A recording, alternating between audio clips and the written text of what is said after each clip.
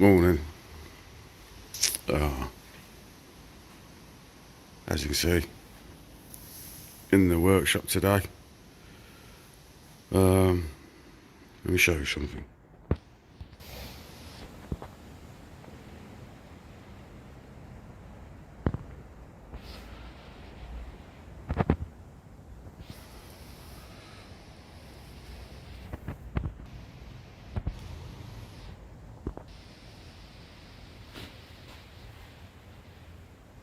That there is my wife,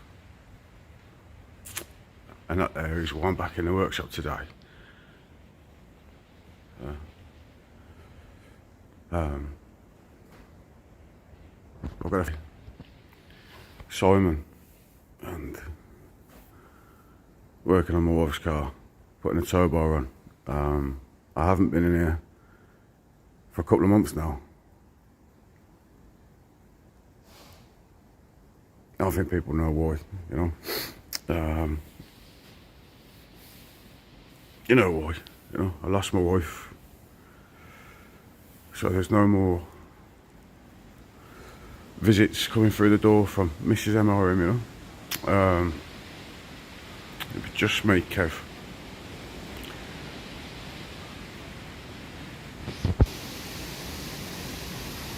And the dickhead, number 2. And there is a dickhead number 3 now. That's a story to tell you, which I'll get around to telling you. Dickhead number 3. But today, my friend Simon is down here all the way from up north by Scotland, and he's helping me out for a few days because it's to get me back into the workshop. So there you go, you can hear him sneezing. As you can see, I've got plenty to do, you know. Pinky, he's over there, had a bit of a move around, you know, so yeah. So you'll have to bear with me. I don't even know if this will ever get posted, you know, just people telling me to do videos just for myself, you know, might not even ever post them. So I'll show you what I'm up to with this. 1 second. My friend Simon. Say hello, Simon. Alright, mate. Stripping the rear of the X5 and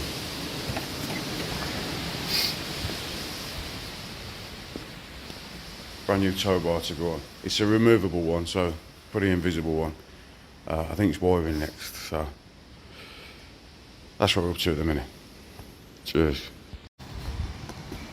Well, we got to the point where the crash bar is removed and the tow bar is bolted on, and Simon's now clicking the bumper back on.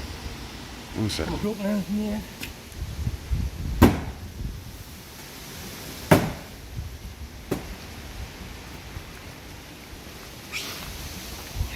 So, wiring wise, not sure where we're going with it in a minute because I fucking hate wiring. But Simon says he's going to do a bit of homework this evening with the instructions and see where we can go with the wiring, because got it plumbed in to here. But obviously there's some junction box and stuff that has to go into the fuse box. And I hate wiring, so I've just walked away from it. But Simon's going to have a go at the instructions later because he wants to persevere with it. He doesn't want it to beat him, so we'll see. So let's finish getting this bumper back on. You happy with that? That side. Get this side clipped in and stop it. See you in a bit. Boys. Removable, invisible, detachable tow bar. All now done. Mechanically wise on the back of that. Simon's going to have a read of the instructions and see if he can conquer the electrical side of it tomorrow. I think he's going to do some homework tonight. But went outside onto the GTI. There's no fuel tank on it. I thought there was a tank on it, so I was hoping to get a sender out of it. We've got the fuel lines off here. The fuel line from the filter to the tank is no good, so I'm going to speak to Jamie Akbari and see if they can get me a new one of them. Then we can incorporate a standard filter, as well as an AN6 filter and see if he's got a sender. So that's what, pissing about fuel line stuff for Pinky. And then we've got another engine stand, got a few engines up anyway. Another engine stand that Simon's volunteered to put together. He's moaning because there's no instructions. Simon. I like pictures. He likes pictures. There's pictures there, man. You know? So yeah, Simon's kept me in the workshop all day. So I've been on the phone, the computer, trying to figure out these camera glasses that I got, and I ain't done a fat lot. Simon pretty much did most of that. I haven't done a lot, but I'm here. I'm in the workshop, and yeah, that's the important thing. He's got me in the workshop. Like them fuel lines, I just got under the car, pulled them off. I did. I made the flasks of tea this morning. But Simon jacked the car up for me and carried around the axle stands and stuff, and he's done the heavy work today, man. So yeah, that's where we're at the minute. Cheers. Morning. This is the next day. Back in the workshop. Obligatory flask and a cup of tea. And then my mate Simon, I put a link to his company in this video, I think, but he runs a company up north called Delta Performance, and he remaps vehicles. So as he's here, he says, let's have a look at that logo. He's going to North East Delta Performance. There you go, there's his contact number. If you want to speak to him, anyone up north, north of me. They do it down south as well, but it's different lads. But they do remapping.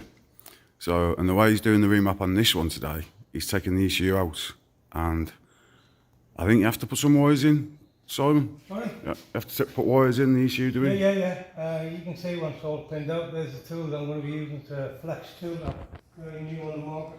Ah, down there. When the ECU's out, I'll show you what Simon's. Well, he says I've got to do it. He knows I'm a bit of a wiring phobia bloke. Do you know what I mean? So he wants me to do this. So I'll be remapping it under the supervision of my friend Simon. So I'll let you know how we get on in a bit. Cheers. There you go. ECU's out, and there it is. It's a Bosch ECU. With Simon just reiterated the code off the top of his head for me. Simon says, the reason he's taking the ECU out, people will ask why isn't it done through the OBD on this, because you can do it. When it's done through the OBD port, there's a chance of corruption on the uploading the new map to you, and basically doing it this way, he has a full backup of the whole car's mapping system, and not just the engine map, any codes and that in the system. And because the BMW has a push button start, sometimes upon uploading the file to this ECU here, the push button start corrupts the file for some reason. It turns the ignition on and off upon uploading the file, so there can be some corruption. He says, and doing it this way avoids any corruption, to be honest. And to be honest, he's taken that out in a couple of minutes. So it's not like he doesn't know what he's doing, you know what I mean? He's just jumped that out of there in a couple of minutes. So plugging in an OBD, it's going to take him longer to repeat the process if there's a problem in it. So the man knows what he's doing. So that's why the ECU's out. So, but he's going to make me do this bit. I am. Yeah, he is. Yeah. So I'll let you know how I get on. A Delta Performance t-shirt. I might get a t-shirt out of it. Look at all this stuff, man. See, I look at this and I get shivers. This is the type of stuff that gives me a cold sweat, you know, wiring. I can piss about with an Omex or an Emerald or do you know what I mean? A standalone ECU and a map, and I've even live mapped a couple of ECUs in the past, but it's the wiring side of it, you know. I hate the wiring side of it. That just, when I look at wires, gives me a cold sweat. So, see how we get on. Cheers. Look at this. Looks like you're having We've got a success on the connection now. So you pinned it out correctly. There was no issues. And now we can go ahead. First off, I'm going to read the internal flash. Simon just made me pin this ECU, and I'll be honest with you, I'm shitting myself because like you have to count it across, and then after I've done it, he says there's a test on here that makes sure you've pinned it correctly, so I can't throw the ECU. So Yeah, I tell you what, it wasn't easy because it comes up with a diagram, tells you where to put them, but you've got to get it right from that to that. But thankfully, it tells you if you've done it right or wrong. So I can't fry it, can I? Nope, There nope. you go, brilliant. Right, that's the internal flash has been read. So I'm going to save that off. Right, catch you in a bit. Afternoon. Back in the workshop at the moment. Today, as you can see, BMW's turned around because we took it out for a drive. The new map is great, man. Wheels are a bit muddy now, but the new map means it pulls up hills without dropping a gear on the ZF gearbox, the BMW auto boxes. So, tow bar's on. I'm going to find a company to do the wiring side of it for me because I don't like that. Do you know what I mean? It's all seems a bit technical, you know. Yeah, so that was all done, and then we problem solved my dad's E91, which needs a MAF sensor, a glow plug module, a brake wear sensor, and a new battery. So those are ordered, so those will be here in a few days. So I'll show you fitting that on my dad's E91 BMW. I've got a full service kit for this, oil filter, oil. I've got a water pump as well because I've got a water leak from the front. And it squeaks the auxiliary about now and again, so I just assumed straight away it'd be water pump. So I've brought a water pump. So, and I've got a little oil leak coming from somewhere. So what I'm going to do, because I've got a few weeks before this will be on the road, I'm going to put this back on the ramp, up in the air, take the under tray off, clean everything within an inch of its life that I can clean, and see if I can see where oil and water is actually coming from. Yeah, but it drives lovely. Yeah, drives lovely. Just want to get it 100% before it's back on the road in a few weeks and my 535 is removed from the road and possibly sold. I don't know, we'll see. But as you can see, I've got engines still to get through. This is Jamie's engine for Pinky. I've got Lee's engine for the van, son of a bitch van, and I've got my engine. But my head at the moment is not, I haven't got the right mindset at the moment still to do technical things, you know, like finish up building an engine, make sure tolerances are correct and this, that and the other, timing and sorting cams out. I just haven't got the right mindset to do things like that. So what I am going to do with Pinky is fuel system, carry on with the fuel system. So I've got some fuel lines. I need a new sender unit and a new small fuel line to go with what I've got, because I'm not happy with the sender unit that's on that. It's had some AN6 fittings brazed on, and they're loose, you know. So it's a bit unsafe. I did show you before, so I'm not happy with 100% happy with that. But in regards to being in my workshop and being back doing YouTube videos, my friend Simon came down from Scotland, and he spent a few days with me because I just couldn't come back in here. I'll be honest with you, because I told you I lost my wife, and my wife is half of me, you know, 50% of me. I feel like I've been chopped in half, you know. You can see we're not very old people, you know. She had a massive life ahead of her. And after 27 years of marriage, and what was horrible, it was our 13th wedding anniversary, you know. The day I lost her. So 13, he's unlucky for some, isn't he? But, so I'm struggling. Not gonna lie to you, I'm struggling. Yeah, it's been a couple of months now since I lost my wife.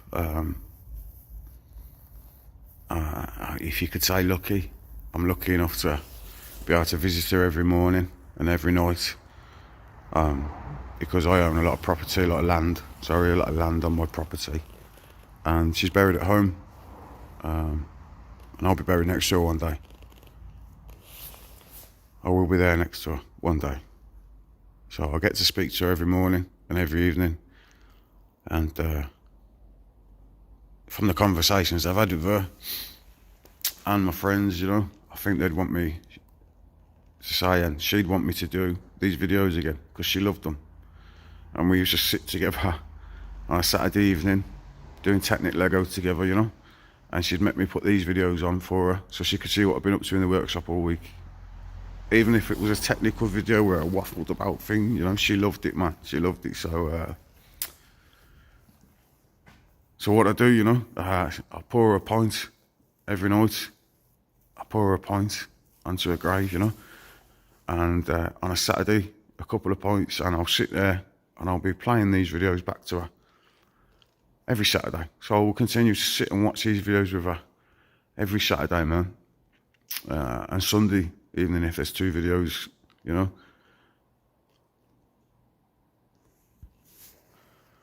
Yeah, because I think that's going to help me, you know. It's going to help me with missing my wife, you know, but I'll still be able to do things, you know. Still be able to do things, you know, and show her and talk to her about it, you know. The day I lost my wife, she came home from work, she walked in here and I discussed with her that I had a broken injector on one of these, and I went through that, and she was interested, you know. She loved my work, you know. She whether I blinded her with science or confused her, you know, she wanted to know about it. So if I put it in the videos, I'll be able to show her on a Saturday and Sunday night with a pint, you know, sit next to her and chat to her. And like I said, because I'm lucky enough, she's at home, and I'm making her a beautiful garden. So you might have seen this, one second. You might have seen that earlier today in the background. The reason I've got that is I've got a quad and a flower mower.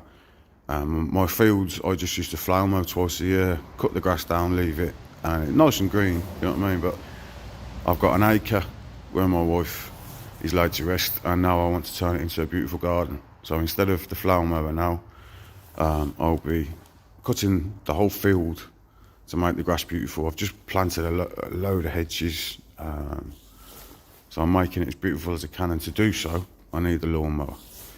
You know, I need the lawnmower. And this is a good one. So I've got a friend, Andrew, who sorted me this out. And my friend, Paul Linfoot, who you also know has been through a tragic loss recently. He's been a good friend to me. He spoke to me and phones me and messages me. I saw him at the NEC Sunday because some of my friends forced me to go out on Sunday. I didn't know if I could, but they forced me to go out on Sunday. Some beautiful friends of mine, Michael Rudge and Jason Rudge, took me to the NEC. And we all had, obviously, you know, my physical ability. We had these disabled ride-on buggies, and there's nothing wrong with my pals, but they got them as well. And everybody was playing bumper cars all day. How we didn't get banned from the NEC, I don't know. But yeah, I saw Paul, and he was on the RS500 register stand, and me and him were swinging dicks, talking about lawnmowers. We stood next to a, I don't know, £250,000 RS500, talking to Paul about lawnmowers because he's just brought a new one. But Paul hasn't got a sweeper on the back to pick up stuff.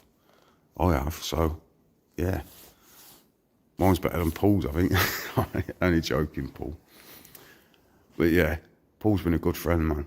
Messaging me and talking to me and stuff like that. And I've got a lot of good friends out there, you know, and they're, the friends I've got are helping me at the moment through my loss. Also, Jamie has been a good friend. She spoke to me a lot, you know. Obviously, Jamie massively understands, been understanding of obviously no work being done to her car at the moment for the last couple of months. But Jamie, I think he showed you already in this video. Magazine feature of Fi, you know, Forever in Our Hearts, which was just so touching for Jamie to do, you know. Like I said, massively understanding woman, and can't thank her enough for her understanding, really.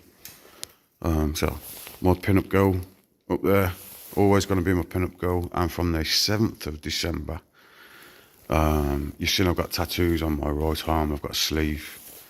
I'll be having a new sleeve on this arm, and it starts on the hand, from my friend who lives in Wales.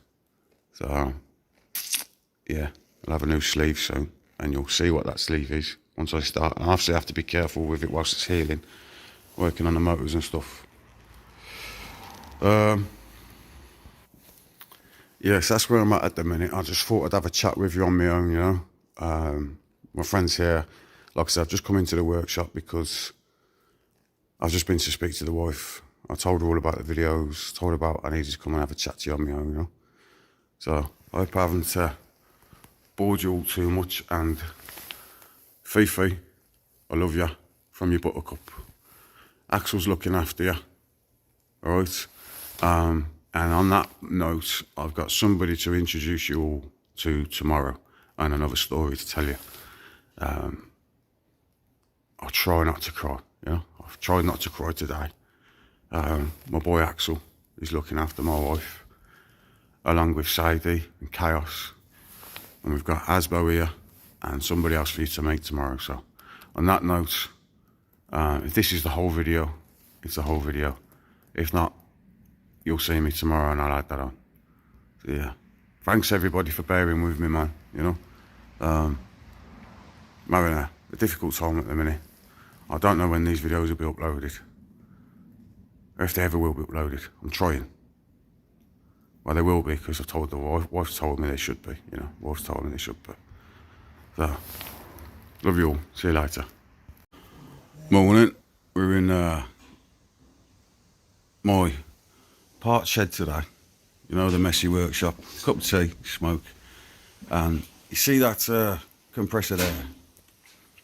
Well, I was rigging work on my shop blaster, and it kept drawing too many amps, man, and blowing fuses, and it was doing me nothing. But it'd only been, had 12 months use in it, but it'd been in a shipping container for like 8 years, man. Didn't have the tolerance the week or two ago to sort it out, so I brought a new one, which is in the shed behind, and running that at the minute. But Simon, like, you know, he's been here this week helping me get back into the swing of things, and we stripped it this morning, give it a service, some oil down the bores, some oil down the crankcase, had the head off it, and cleaned it out, bit of parts washed down it, and then what did we do down it? Bit of brake cleaner down it, something, Brake cleaner, and then just soaked it in oil, man. Absolutely plastered it in engine oil, and it's spinning up now, and it's not drawing any amps. So that will be going back in my shed, which is behind this wall here. It's basically, you don't want a compressor in your ear when you're using it. And the brand new one, which is in that shed now, I'll show you, we're going to take back up and put it in the workshop to save me travel. Because what I was going to do, I was just going to travel an air hose from this up into the workshop. But now I don't need to, because I've got two good compressors. And I'll put one in the workshop, so I'll show you when we get there. A689. So today I'm with my pal Jason, and where are we? Scottish border. Yeah, Durham. Durham, Hartlepool, is it? Yeah. And bit of a road trip today. I've managed to stay awake for the majority of it. I think I had 10 minutes. I got a photo of him asleep. Oh, might have to insert that. And yeah, I'm not going to tell you why we're here. We'll leave that till we've got what we're coming for, and then we're picking something else up on the way back. So a couple of cars today, but there's a bit of a story behind both of them, isn't there? Yeah. So we'll see you later.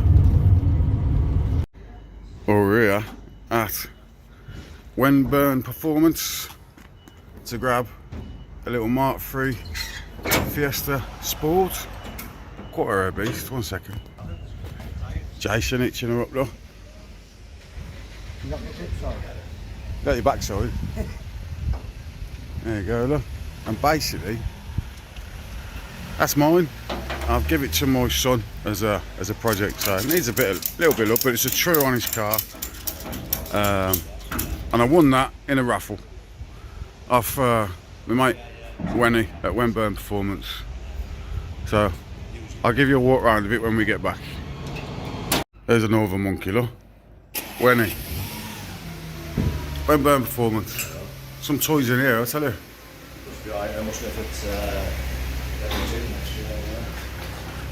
Mark IV combi on the ramp. Series 2 turbo conversion. There you go. Yeah, some toys, man. I've had to add to this because there's when he's Mark III Series 1 RS Turbo with a Cosy floor pan. That's building now. Not going to pull the cover off, but you've missed that. It's dual violet Monty, and it's Ginger's, which is when he's made, and that is like brand new. And then over here, there's a nice Mark V. One sec. Oh, where's the YB that'll be going in there? Absolutely brand spanking new. Didn't know. No. Oh, no, my Fiesta's better, isn't it? Look at that. Mint Mark V. It's got all the options on it, hasn't it? Yeah, everything now. People let me in, like a heated screen, mirrors. What the hell? The options your car up to. That's nice, that is, man. Where did you find all the bits? Either. The full kit, full body kit and spoiler, I was still in the Ford box. I got that off Brendan. We'll go to NEC, as the Ford stand. Oh, right. That's lovely, mate. There you go, so let's show you a few more of his cars. Afternoon, obligatory cup of tea. With me flask. So, what have I been up to? Yeah. There's a race car in the garage at the minute. Obviously we've got all the other stuff, so we're piling up a bit. So there's a race car. This belongs to my friend Jason. Competes in the Boss Blue Oval Super Saloon Series. And it's a good car, man. Mark II Fiesta. Wide arch kits, Castrol livery. It's the bollocks. I'll show you more about the engine another time, but the car itself is here because it needs some geometry modifications to the front end. I'll talk you through what in a bit. But the car I won, I think I've already showed you, is here. There you go. Little Mark III Fiesta.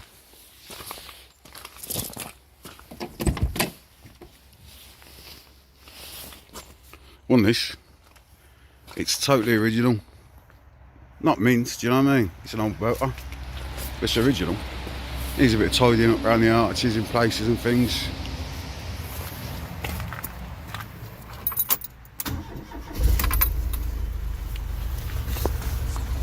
Little CVH. That's not even tapping. A little bit shaky, you know what I mean? On start up, but yeah, at 1.4 CVH.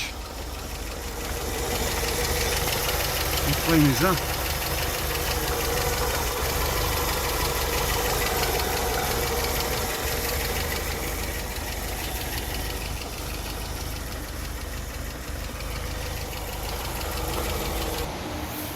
Ford red faded, bit paint, bit faded, but that'll polish up. And look at this. These are rare items now as well, aren't they? Original mint set of wheel trims. And if you have a look under here, look at this floor pan. Look at that. Absolutely like brand new inside. Underneath, it's solid. It's got a little 1-inch square at the end of this sill underneath by the mount, and same on the other side, little square, just needs tidying up to make it 100% solid. So I'll give it to my son. So my son's having his project. He's got his test next month. He's got his first car. I'll show you his little first car, little Transformers thing. But I'm going to give this to my son. Little project, so he can have it as a weekend car, can't he? I'll get him to do it properly, like. Yeah, so the list of jobs I've got on at the minute is all my own stuff. This is a pain. But I've got to get that done. My own stuff. Get it moved out of the way. Let's show you this Fiesta underneath. There we are underneath now. Anybody knows Mark II Fiestas, Mark III Escorts and things, have all got similar, like RS 1600s and things, they've all got similar front geometry suspension. And they just run off a swing arm here and a front torsion bar. That's it, there's no, they're separate, you see. There's no bottom arm as such that you'd see on an Escort. Basically, you can buy a kit. My friend brought the kit for this car, which is here. And you see how that's welded on there, the flat top, and then comes out to the right. Well, that's supposed to then come along here and then up. But it's hitting this box. There's no room, and the length of it's wrong as well. Yeah, the length. So, what I've seen, I think they've made a cock up on the design. There you go. I've cut it. You see, I've cut it. It's very thin wall steel as well, which is a bit concerning. You know, I know you want lightweight, and they haven't run a weld around, and it's all MIG'd as well. It's not TIG'd. So you think for the money you pay, have a nice TIG weld in there, wouldn't you? But so that is supposed to go into there, right, like that. Then that bar sits around here. And you see how that bar goes up? Well, if you fit it how it came, it means that the other end will just go straight up into there, but it needs to go up and in. So what I think they did, that's how it arrived. That's where I've cut it, look. Basically, I think it should have been welded like that. I'm only guessing this at the minute because I haven't taken the original off and tried it against. We already know it don't fit, that's why I've cut it. Cut it because I'll remake this if necessary, but what I'm thinking is the way it would have fit, it was touching the sump as well. Is it in the? It's in the sump. Was it in the sump? Maybe, I can't remember what he said it was hitting, but it didn't fit. So what I'm gonna do, I think, look at that. If you turn it, it passes the sump, and the rose jointed either end, so you can turn that however you want it, look. And the left-handed thread there and a right-handed thread on there. So once you've turned it and fitted it, theoretically, I think that's what they've done. They've welded it like that, and it should be like that. So we'll see.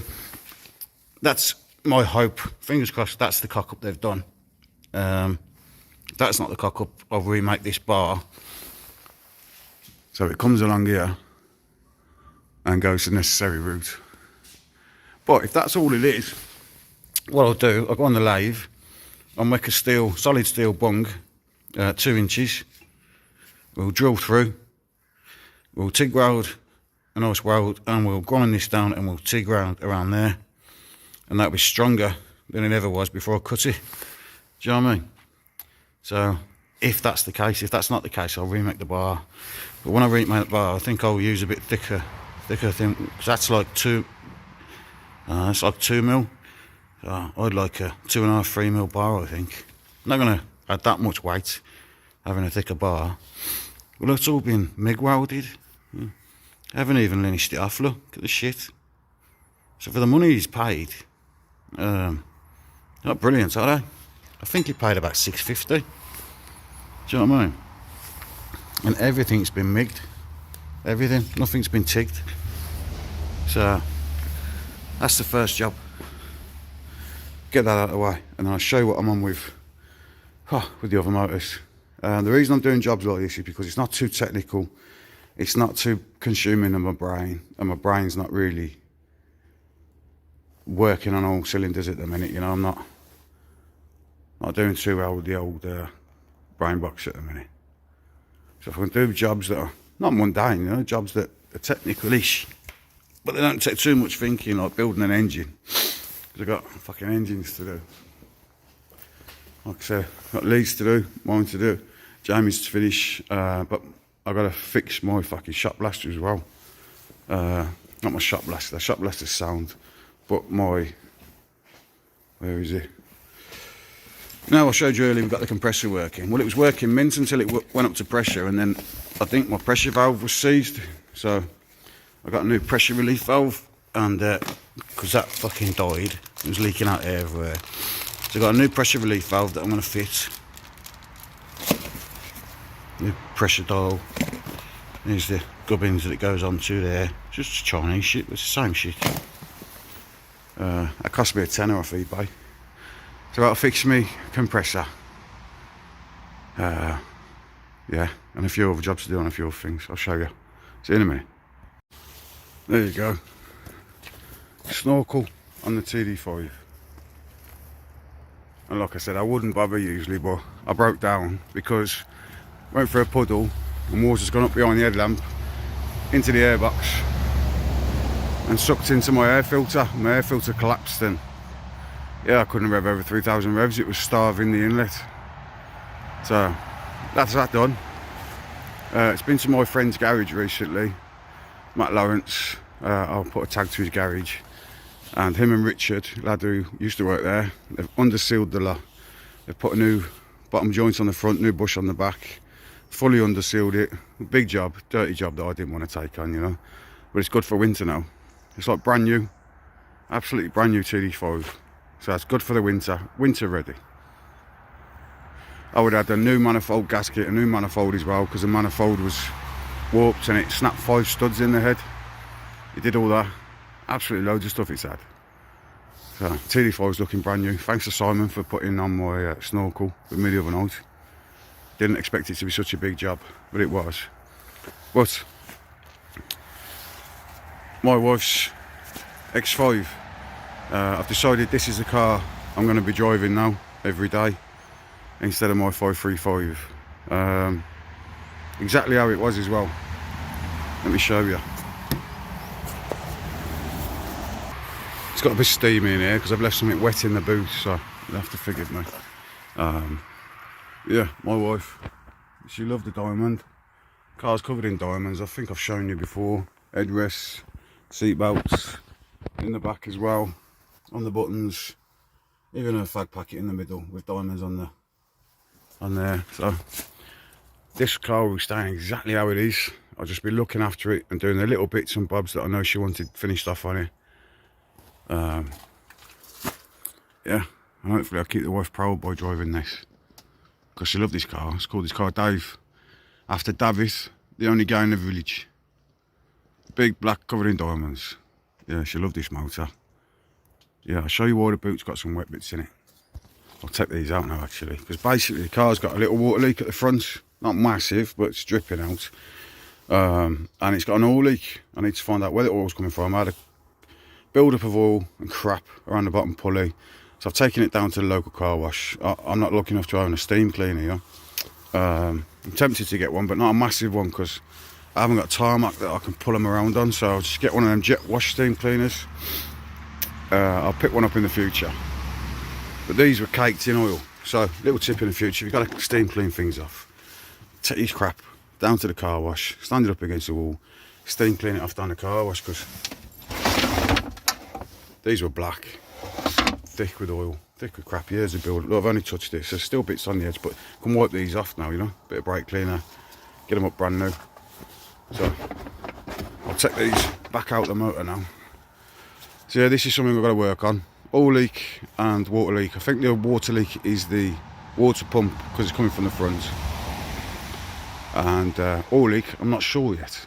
I need to find it. But it means this is no longer in use, which is my 535.